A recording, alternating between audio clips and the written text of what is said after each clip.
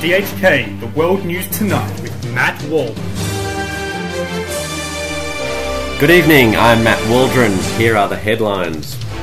Obama aware of Afghan differences. UK to withdraw funding from Sri Lanka. Ex-Bosnian leader Radovan Karadzic appears in court. And bad news for Gmail users as thousands of Google passwords are leaked. Our main story. The Speaker of the Irish Parliament, John O'Donoghue, says he'll resign next week amid controversy about his expenses claims. In the past 7 years, Mr O'Donoghue spent over US $800,000 on foreign travel. His travel bills include a $1,400 US a night stay in a Paris hotel. The UN has launched an appeal for $74 million to help the people of the Philippines recover from severe flooding.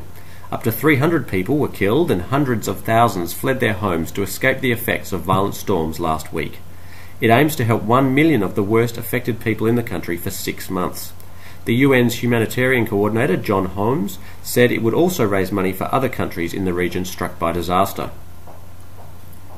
US President Barack Obama has said his decision on a new strategy in Afghanistan will not please everyone.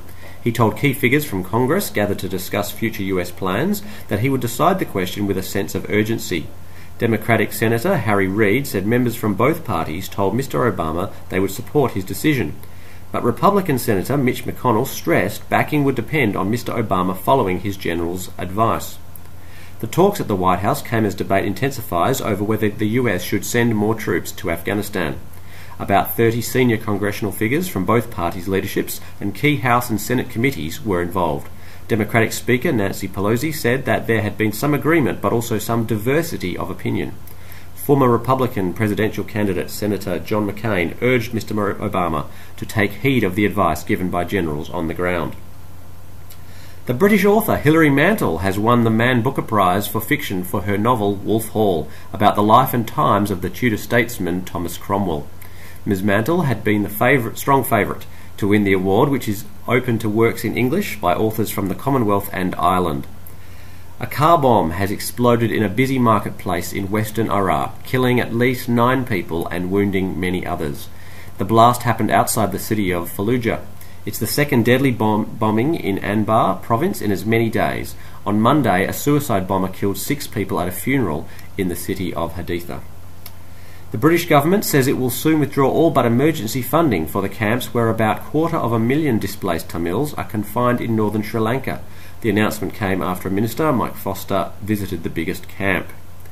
The former Bosnian Serb leader Radovan Karadzic has appeared before the International War Crimes Tribunal in The Hague.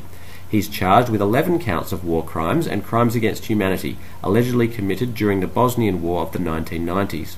This was a pre-trial hearing. The trial itself is due to begin later this month, but Mr Karadzic, who is defending himself, has asked for more time to prepare his case. Italy's highest court has begun reviewing a law which gives the Prime Minister, Silvio Berlusconi, immunity from prosecution while he's in office. If the court decides the law is unconstitutional, a number of cases against Mr Berlusconi could be reopened, including one where he's accused of corruption. Mr Berlusconi says immunity allows him to govern without distractions. His lawyer, Gaetano Pecorella, said the law should only be reviewed on legal grounds. One of the most wanted suspects in Rwanda's 1994 genocide has arrived at the International Tribunal for Rwanda in Tanzania. The man, Ildefonso Nizeyimana, was arrested in neighbouring Uganda. Mr Nizeyimana is accused of ordering the killings of the Rwandan Tutsi Queen, attacking Tutsi university teachers, and establishing roadblocks at which Tutsis were captured before being killed. The Justice Ministry in Switzerland has refused a request for the release on bail of the film director Roman Polanski. The ministry said there was a high risk he might flee.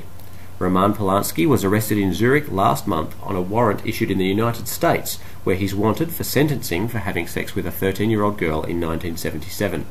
Hundreds of Hollywood directors and stars have signed a petition calling for his release.